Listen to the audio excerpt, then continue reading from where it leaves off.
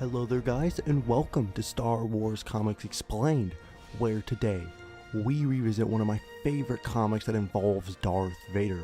More specifically, the 2015 Darth Vader series, issue number 4, which saw Vader go back to a planet which he hadn't thought about since his younger days as a Padawan Anakin Skywalker, back when his dream and his love for Padme came true.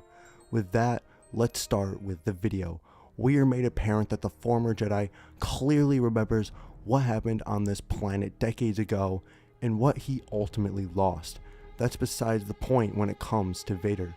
He in fact had begun a collaboration of sorts with Dr. Aphra, since she was the only person capable of finding Vader that which he truly wanted.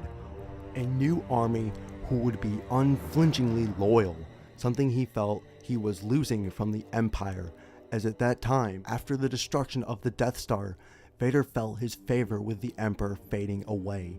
The Emperor had cast him aside for future prospects.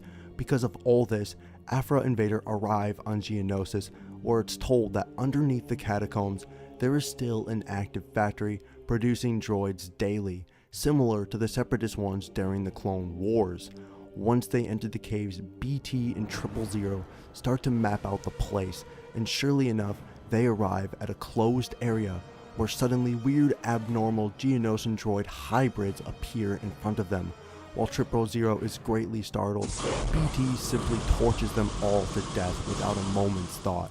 However, what they had just encountered was definitely something strange that they did not expect. Aphra is simply fascinated. She goes on to examine these hybrid droids and clearly understands that there is active factories still operating, still making droids. She comes to the conclusion that the Queen, as a desperate measure for her species not to die off, has been producing and reproducing these modified droids just as a means of survival. They were not ready to witness what they saw next. The Queen had become a literal droid factory, reproducing eggs that would hatch out Geonosian B1 droids, a hybrid if you will. Vader quickly jumped behind the Queen and amputated the part that was attached to the mechanical womb factory. Although the Queen was injured, she was not about to give up. She claimed that once they destroyed their past, but now the Empire wanted to destroy their future as well. The Queen yelled at her children to hunt these intruders down and kill them one by one. With the help of BT and 000, the army was torched just before reaching Vader, and once the Sith helps Aphra get the locator attached to the roof, the Archangel made an opening where Vader's personal Nabooian starship came down and attached the mechanical factory, which the Queen referred to as her womb, exclaiming, screaming to bring her children back, that the Empire was going to be forever, but with no avail. Lord Vader and Aphra left the system with what they came for. Now the real work would begin. Not only BT and Aphra got it working successfully, creating a single BX series droid commando, which 000 examined.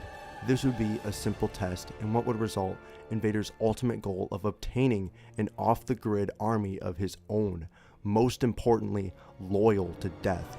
Later on, these droids would help Vader in numerous missions, the most notable one being the war on Shutoru, where the droids helped turn the tide of the battle to Vader's favor. They would be used here and there afterwards, but Vader's interest shifted after the Sith learned that he had a long-lost son. Now all he was focused on was to get the young Jedi on his side and really have a chance at taking down his master.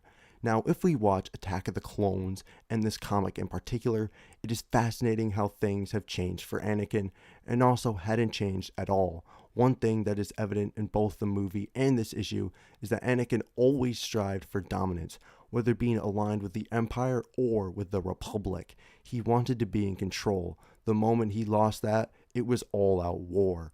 With that, we end this video. Thank you guys so much for stopping by and watching it.